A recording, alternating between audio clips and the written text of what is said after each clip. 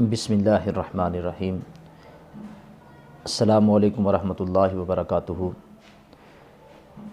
میرے ایک بھائی نے سوال کیا، پوچھا ہے کہ ہم شب برات کو کس طرح گزاریں۔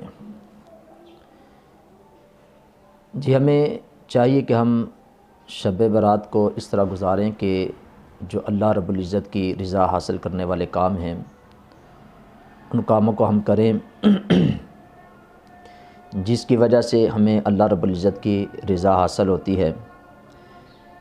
اب بعض لوگ شب برات کو اس طرح گزارتے ہیں، گزر ان کی بھی جاتی ہے کہ وہ ساری رات جو ہے وہ آتش بازی کرتے ہیں، پٹاخے پھوڑتے ہیں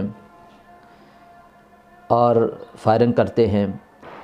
اس طرح کے جو حرام کام ہیں ان کے اندر وہ اپنی رات کو گزار دیتے ہیں، اور کچھ عورتیں بے پردہ باہر نکل آتی ہیں، اور پھر ان کی وجہ سے کچھ ایسے ہی جو لوگ ہوتے ہیں شیطان کے چنگل کے اندر پھنسے ہوتے ہیں، وہ بھی ان کو دیکھ کے باہر نکل آتے ہیں۔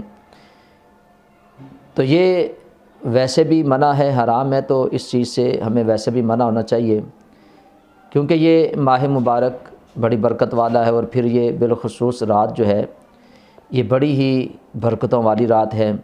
تو ہمیں چاہیے کہ ہم اس رات کو اس انداز میں اس طریقے سے گزاریں کہ جس سے ہمیں اللہ رب العزت کی رضا حاصل ہو۔ ہم کوشش کریں کہ غسل کریں، پاک صاف کپڑے پہنیں، اور عشاء کی نماز مسجد میں باجماعت ادا کریں، تلاوت قرآن پاک کریں، نوافل کا اہتمام کریں، صلاۃ التسبیح جو ہے اس کو ہم پڑھیں۔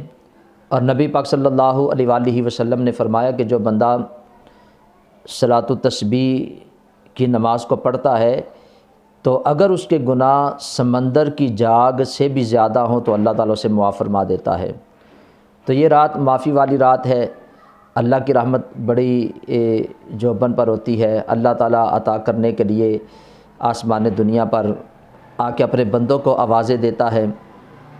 تو اس رات کو ایسے کام کر کے ہمیں گزارنا چاہیے کہ جو اللہ کی رضا حاصل کرنے والے کام ہیں۔ تو ہم کسی کی اصلاح کر سکتے ہیں تو اصلاح کریں، اسلامی اجتماعات ہوتے ہیں ان کے اندر ہم شرکت کریں، علم کی مجالس کو ہم جو ہے وہ دیکھیں، ان کے اندر بیٹھیں، علم دین سیکھیں۔ تو یہ سارے وہ کام ہیں کہ جو اللہ رب العزت کی رضا حاصل کرنے والے ہیں۔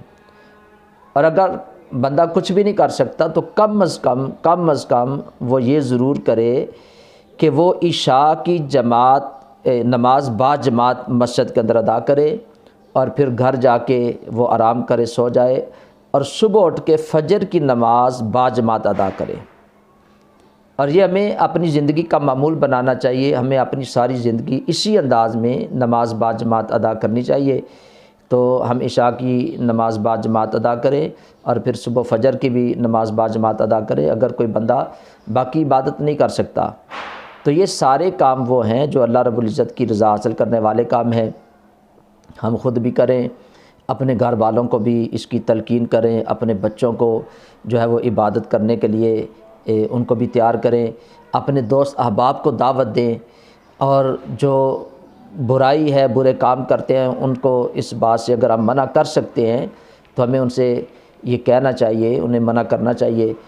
تو ہمیں چاہیے کہ ہم شب برات کی رات جو ہے اس انداز میں گزاریں کہ جو اللہ رب العزت کی رضا حاصل کرنے والے کام ہیں وہ کام کریں۔ اللہ رب العزت کی بارگاہ میں دعا گو ہوں، اللہ تعالیٰ مجھے بھی آپ سب کو بھی نیکی کے کام کرنے کی توفیق عطا فرمائے۔ اس رات میں اللہ رب العزت کی بارگاہ میں اپنے گناہوں کی توبہ کرنے کے اللہ میں توفیق عطا فرمائے، اللہ رب العزت کی رحمت کو حاصل کرنے کے اللہ میں توفیق عطا فرمائے۔ اللہ رب العزت ہم سب کا حامی و ناصر ہو۔ السلام علیکم ورحمۃ اللہ وبرکاتہ۔